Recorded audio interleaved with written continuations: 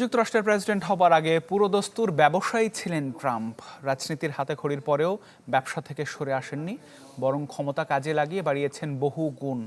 এবার তথ্য বিক্রি শুরু করেছেন নিজের প্রতিষ্ঠান ট্রুথ সোশ্যাল ব্যবহার করে।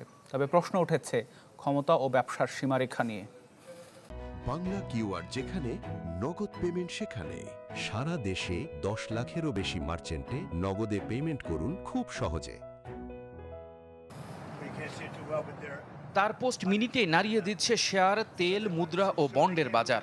বলছি একাধারে ব্যবসায়ী ও বিশ্বের শক্তিধর দেশ আমেরিকার প্রেসিডেন্ট ডোনাল্ড ট্রাম্পের কথা, যিনি প্রেসিডেন্ট কাম ব্যবসায়ী থেকে নিজের অবস্থান নিয়ে গিয়েছেন ডিজিটাল জ্যোতিষীর তালিকায়। তবে হাত দেখিয়ে নয়, বরং ট্রুথ সোশ্যালের এপিআই প্রিমিয়াম সেবা বিক্রির লাভের অঙ্ক গুনছেন তিনি।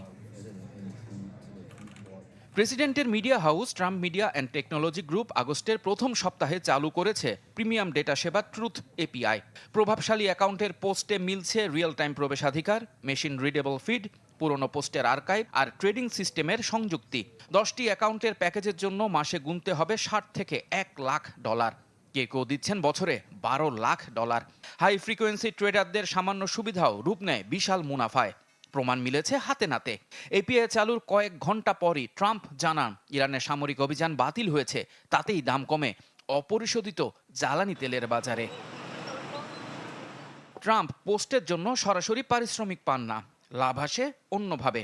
ট্রাস্টের মাধ্যমে তিনি ট্রাম্প মিডিয়ার 41% শেয়ারের মালিক। এপিআই ঘোষণার পর শেয়ার দর বাড়ে $7.5%। ট্রাম্পের শেয়ার কাগজে মূল্য বাড়ে প্রায় $77 মিলিয়ন। সাবস্ক্রিপশন বাড়লে আয় বাড়ে, মূল্যায়ন বাড়ে, শেয়ার দর বাড়ে, লাভবান হন ট্রাম্প নিজেই। অর্থের বিনিময়ে সরকারি নীতি থেকে তৈরি হচ্ছে বেসরকারি মুনাফা। প্রশ্ন হচ্ছে, প্রেসিডেন্টের বক্তব্য কি পণ্য হতে পারে?